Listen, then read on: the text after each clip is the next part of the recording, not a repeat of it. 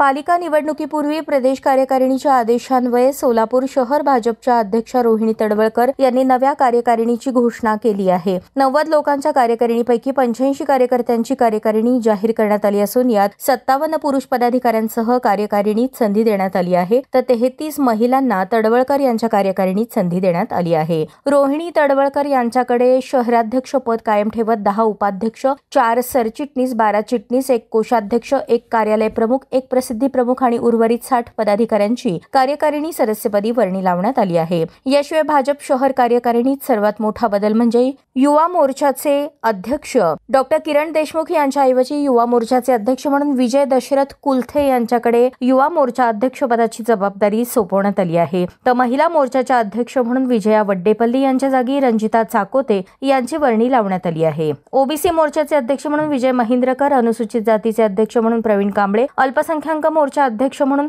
जाकीर सगरी यांची वर्णी लागली आहे। याशिवाय विविध आघाड्यांच्या सेल करता 24 नव्या सेलच्या अध्यक्षांची देखील घोषणा अध्यक्ष रोहिणी तडवळकर यांनी केली आहे।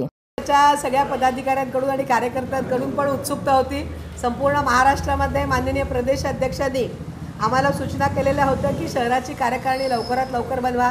महानगरपालिकेच्या निवडणुका आता येऊ घातलेल्या आहेत, तर त्या धर्तीवरती सर्वसमावेशक अशा प्रकारे महिला, युवा, आमच्या बरोबर असलेले सर्व कार्यकर्ते, जुन्या आणि नव्या सर्व कार्यकर्त्यांना बरोबर घेऊन ही कार्यकारिणी तयार करण्यात आलेली आहे।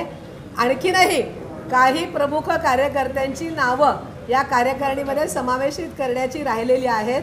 ती त्या सूचनेनुसार त्यांच्या ह्याच्यानुसार प्रदेशाध्यक्षांची मान्यता घेऊन त्यामध्ये समावेश केले जाते।